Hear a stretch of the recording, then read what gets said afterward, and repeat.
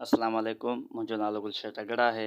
अॼु मुंहिंजो मौज़ू आहे the president of Pakistan. Article 41 of constitution of Pakistan 1973 deals with the president. 41 number article ॾिसूं प्रेसिडेंट लाइ छा थो चवे। There shall be a president of Pakistan who shall be the head of state and shall represent the unity of republic. 41 number article मूजिब मुल्क जो यानी रियासत जो जेको अॻवान हूंदो उहो सदर हूंदो ऐं उहो जेको आहे सॼे मुल्क जी नुमाइंदगी कंदो।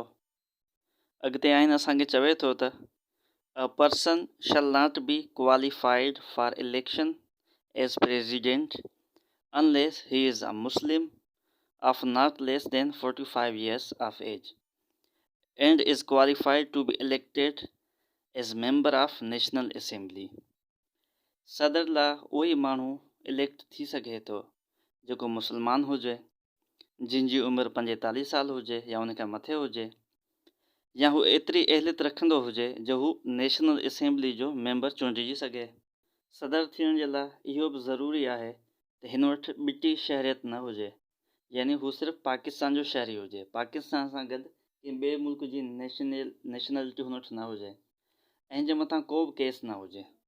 जॾहिं को माण्हू सदारत लाइ चूंडिजी वियो त उनखे हल्फ़ जेको हूंदो सदारत जो उहो मुल्क जो चीफ जस्टिस खणाईंदो ऐं जेको आहे सदारत जो जेको मुदो हूंदो उहो आइन में 5 सालनि ते ॾिनो वियो आहे। ऐं ॿी बि ॻाल्हि जेका आम आहे उहा इहा आहे त जेकॾहिं को माण्हू 2 दफ़ा मुसलसल सदर थियो आहे त हू जेको आहे 3 दफ़ा सदर नथो मुल्क जो थी सघे।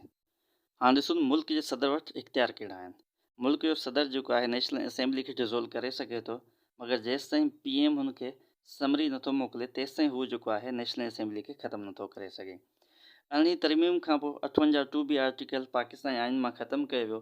जेसि ताईं 58 हो तेसि ताईं मुल्क जे सदर वटि एतिरो इख्तियार हो जो हू पंहिंजी मर्ज़ी सां जेको आहे नेशनल असेंबली खे ख़तमु करे सघे थो। मगर हाणे जेको आहे ईअं कोन्हे को। हाणे जेसि ताईं मुल्क जो वज़ीर एज़म हुन खे समरी न मोकिलींदो तेसि ताईं जेको आहे हू पंहिंजी मर्ज़ी सां नेशनल असेंबली खे ख़तमु नथो करे सघे।